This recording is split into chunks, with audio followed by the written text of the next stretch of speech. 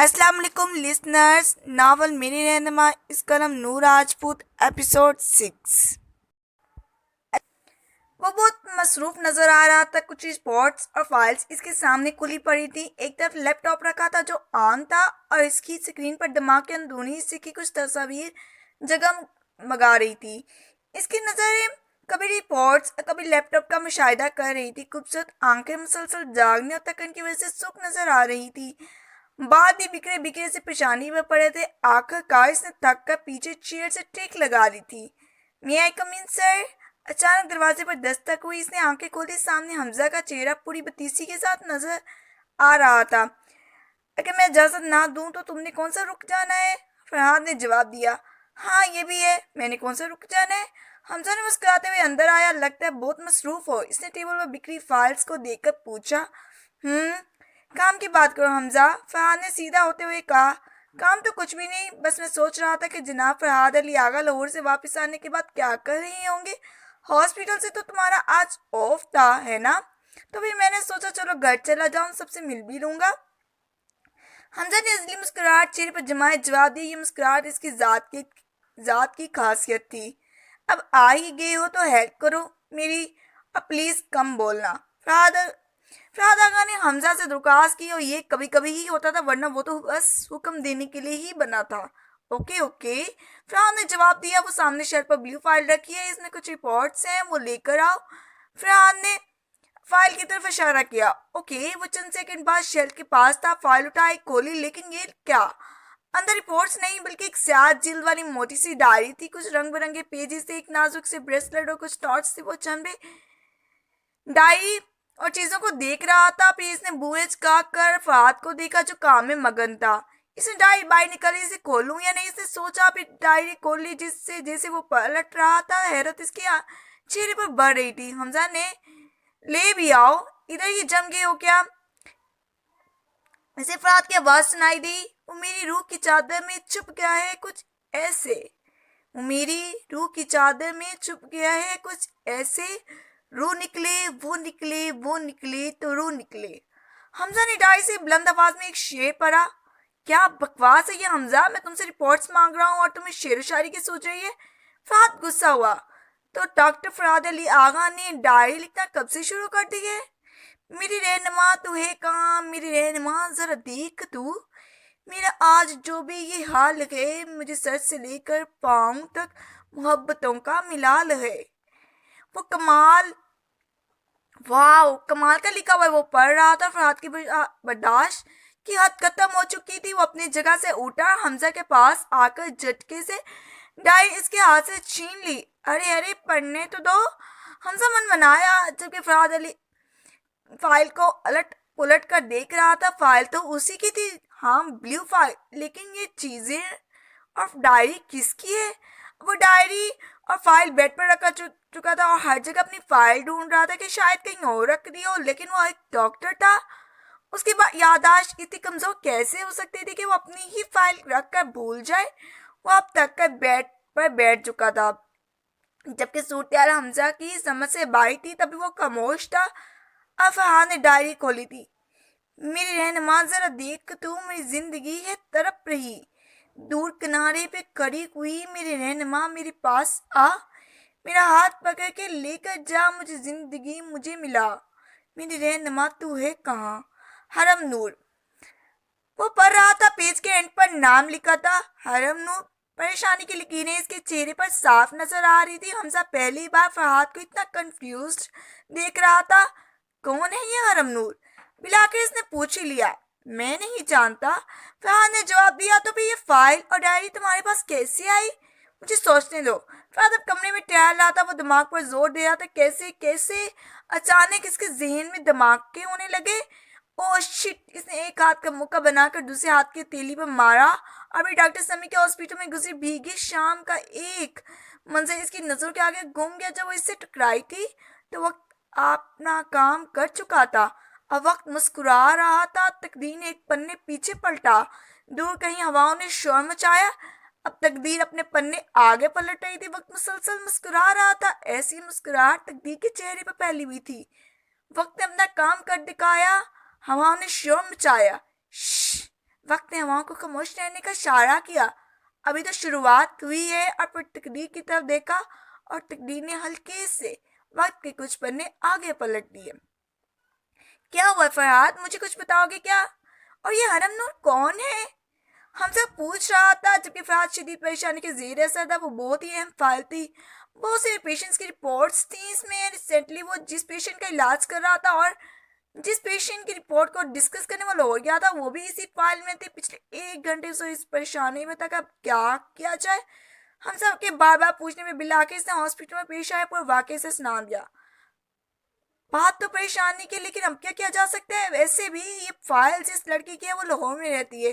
اتنی جلدی ہم اس تک کیسے پہنچ سکتے ہیں؟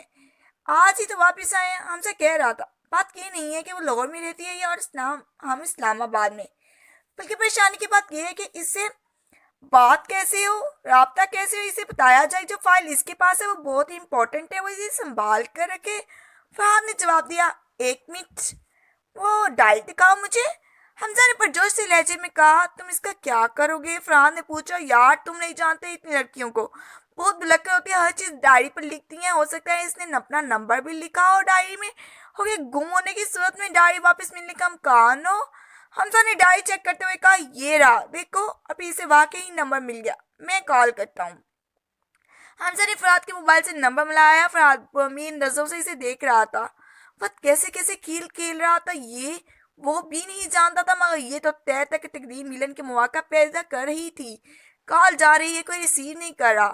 حمزہ نے فرحاد کی طرف دیکھتے ہوئے کہا. 12 بجنے والے تھے، ادھر لاؤ مجھے دو، میں کوشش کرتا ہوں. فرحاد نے اس کے ہاتھ سے موبائل لے لیا اور نمبر دوبارہ ڈائل کیا. کال جا رہی تھی.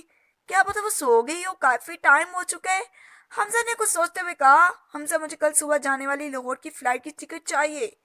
فرحاد نے حمزہ سے کہا. اوکے میں کوشش کرتا ہوں. حمزہ نے اپنا موبائل نکالا اور ایک نمبر ملاتا ہوا کمرے سے باہر چلا گیا. آخری بار ملاتا ہوں، فرحاد نے سوچا اور نمبر ملایا. شاید کوئی ریسیو کر ہی لے، اور اس بار واقعی ریسیو کر لیا گیا تھا. ہیلو، وہ بول رہا تھا. حرم، یہ لو کب سے تمہاری کال آ رہی ہے. ساری پکس کا مزہ خراب کر دیا. حرم جو شیزا اور شرین کے ساتھ پکس بنا رہی تھی مل کر منہ بسوڑتی ہوئی حرم کے پاس آئی اور موبائل اسے دیا. اس وقت کس کا فون ہو سکتا ہے؟ حرم نے سوچا. نمبر بھی آن لائن ہے. نمبر بھی آن لائن تھا. اوکے اب آئے گا تو میں ریسیو کر لوں گی. شاید کوئی ارجنٹ کال ہو. وہ سوچ رہی تھی. تایا ابو کے گھر انہوں نے کافی ہلا گلا مچایا ہوا تھا. برتھ ڈے پارٹی کب کی ختم ہو چکی تھی، لیکن وہ اب بھی موج مستی میں لگے ہوئے تھے. نیو ایئر کی تیاریاں مکمل ہو چکی ہیں. حسن نے مسکراتے ہوئے کہا. کیک بھی ریڈی ہے، میں خود اپنے ہاتھوں سے بنایا ہے.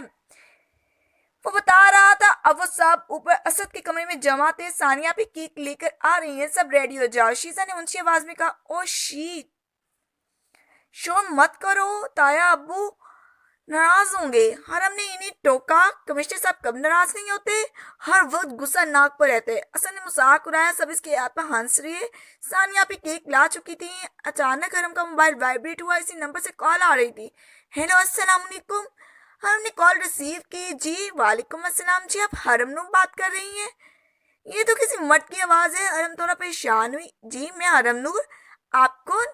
تبھی اچانک اتنا شور ہوا. Happy new year. ہر کے بعد سب شور کر رہے تھے اور یہ آواز کال کرنے والے کو بھی سنائی دے رہی تھی. اوہ، اس شو میں تو کچھ سنائی بھی نہیں دے رہا. کال کرنے والا کچھ کہہ رہا تھا. مجبوراً حرم جو ٹیرس پر جانا پڑا. جی آپ بولیں، آپ کون ہیں؟ وہ پوچھ رہی تھی. جی میں ڈاکٹر فرحاد علی آغا بات کر رہا ہوں، اسلام آباد سے. کال کرنے والا بتا رہا تھا. ٹھنڈی ہوا کا ایک جھونکا حرم کے چہرے سے ٹکرایا تھا. دل ایک دم زور سے دھڑکا تھا. فرحاد علی آغا، یہ تو وہی ہے ہاسپٹل والا جسے دیکھ کر وہ کچھ غلط بولتے بولتے رک گئی تھی. اس نے مجھے کال کی، لیکن کیوں؟ نمبر کہاں سے لیا اس شخص نے؟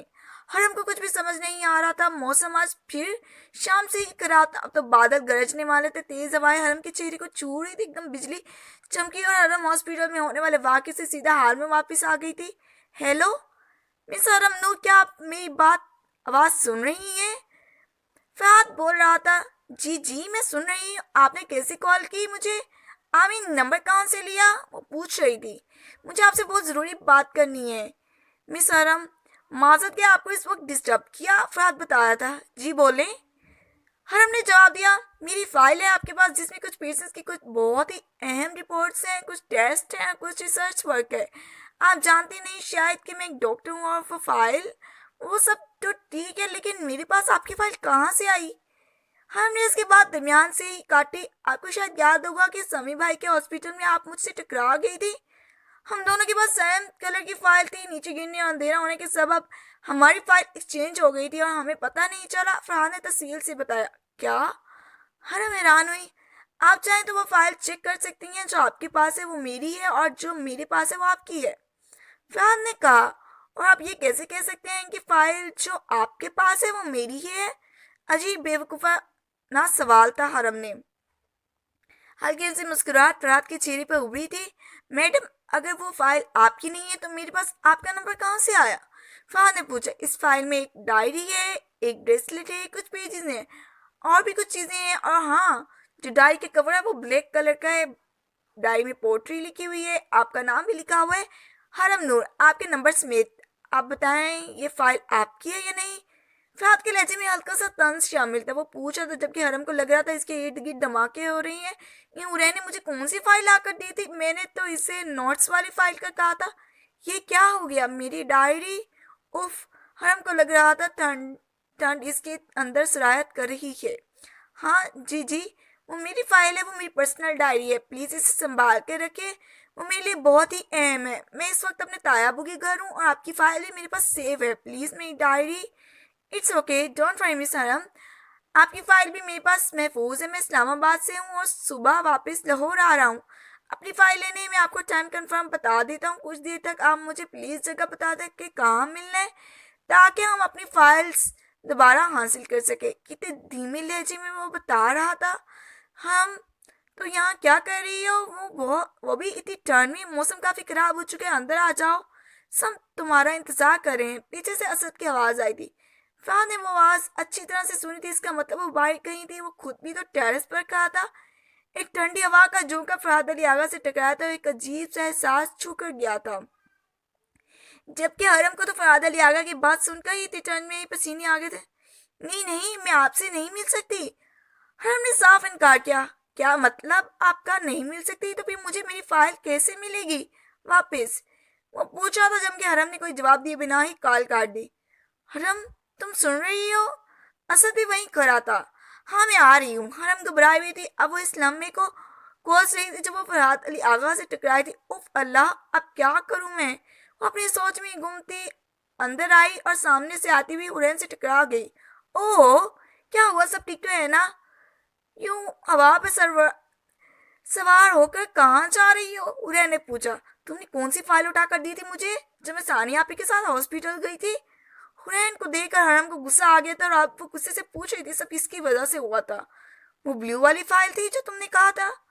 حرین نے جواب دیا۔ پاگل، تم نے مجھے ڈائری والی فائل دی تھی جبکہ میں نے تم سے وہ فائل مانگی تھی جس میں کیمسٹری کے نوٹس تھے جو مجھے کشف کو دینے تھے۔ حرم کو کافی غصہ آیا ہوا تھا۔ لیکن ہوا کیا؟ کچھ بتاؤ تو، اور ویسے بھی مجھے کیا پتا تھا کون سی فائل میں تو نوٹس ہیں اور کون سی میں ڈائری ہے۔ وہ حرم کے چہرے پر پہلی پریشانی دیکھ چکی۔ اب دونوں یہاں کیا کر رہی ہو؟ اسد کسی بوتل کی جن کی مانند حاضر ہوتا ہے۔ کوئی پریشانی ہے تو بتاؤ، وہ دونوں کو یوں خاموش دیکھ کر بولا تھا۔ نہیں کوئی پریشانی نہیں، وہ ایکچولی حرم کی فرینڈ کی کال تھی، کچھ نوٹس کا پوچھ رہی تھی، حرم نے جواب دیا۔ اوکے، اب اندر چلو، آپ ہی بلا رہی ہیں تم دونوں کو، اسد کہہ کر آگے بڑھ گیا جبکہ وہ دونوں بھی اس کے پیچھے پیچھے ہی کمرے میں داخل ہو گئیں۔ اور اسی کے ساتھ ہوتی ہے ایپیسوڈ ختم۔ اللہ حافظ۔